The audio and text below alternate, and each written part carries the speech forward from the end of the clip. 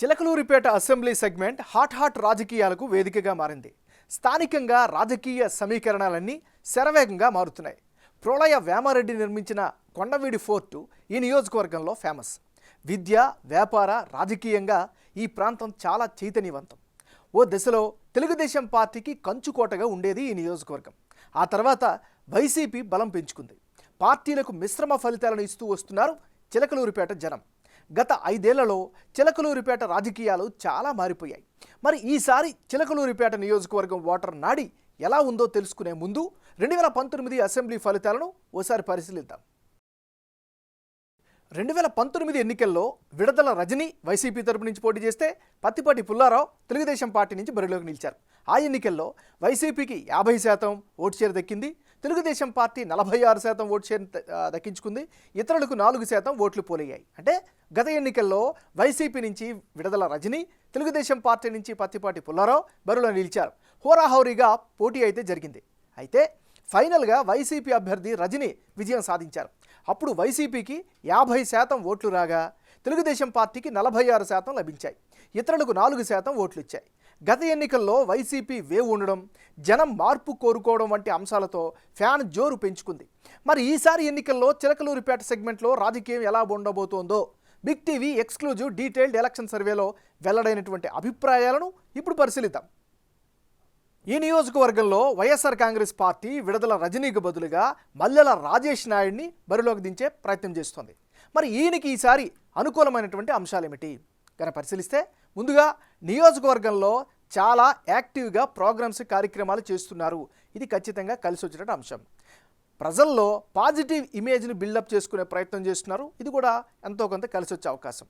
MLC మర్రి రాజశేఖర్ రెడ్డి మద్దతు కూడా ఖచ్చితంగా కనిపిస్తోంది. మరోవైపు ఇవన్నీ కూడా మల్లెల రాజేష్ నాయుడికి సంబంధించినటువంటి ప్లస్ పాయింట్స్. మరి మైనస్ పాయింట్స్ ఏంటో కనుక పరిశీలిస్తే, తెలుగుదేశం పార్టీ హవాను ఎంతవరకు తట్టుకుంటారు అనేటటువంటి అనుమానం అయితే ఆ నియోజకవర్గంలో వెల్లువెత్తుతోంది. ఇది దీనికి సంబంధించినటువంటి పాజిటివ్స్, నెగిటివ్స్. తెలుగుదేశం పార్టీకి చెందినటువంటి నాయకుడు ప్రత్తిపాటి పుల్లారావు. మరి ప్రత్తిపాటి పుల్లారావుకి అనుకూలంగా మారేటువంటి అంశాలు ఏమిటి? చిలకలూరిపేట నియోజకవర్గంతో విడదీరాని సుదీర్ఘమైనటువంటి అనుబంధం ఉంది. ఇది ఖచ్చితంగా కలిసి వచ్చే అంశం. నియోజకవర్గంలో మంచి ఇమేజ్ అయితే ఆయన సంపాదించుకున్నారు. మరోవైపు పార్టీ పరంగా అంటే తెలుగుదేశం పార్టీలో పెద్ద నాయకుడిగా జనంలో ఈయనకి పేరుంది. బాబు ష్యూరిటీ భవిష్యత్ గ్యారంటీలో గడప గడపకు క్యాంపెయిన్ని బలంగా తీసుకెళ్లారు, ప్రజల్లో మమేకమయ్యారు. ఈ అంశాలన్నీ కూడా ఈయనకి కలిసి వచ్చే అంశాలుగా కనిపిస్తున్నాయి.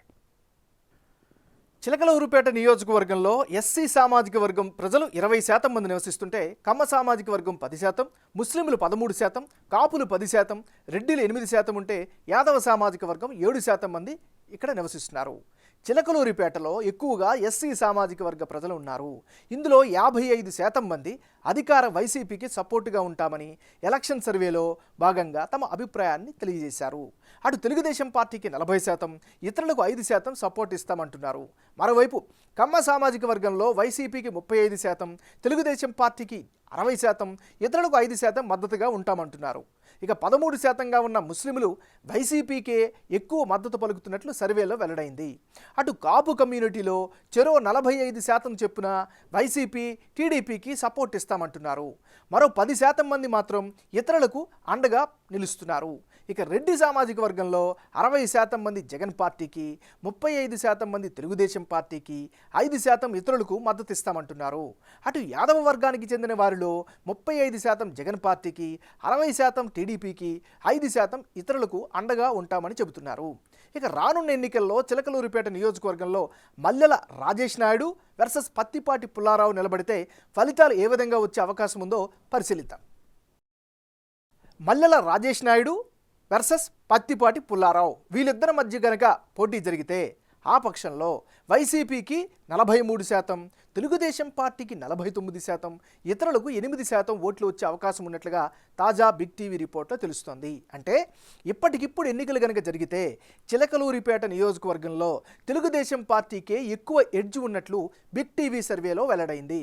వైసీపీ అభ్యర్థికి 43% ఓట్లు రాబట్టే అవకాశాలుంటే, తెలుగుదేశం పార్టీ అభ్యర్థి ప్రత్తిపాటి పుల్లారావు 49% ఓట్లు రాబట్టే అవకాశాలున్నట్లు తెలుస్తోంది. ఇతరులకు 8% ఓట్లు వచ్చే ఛాన్సెస్ ఉన్నాయి.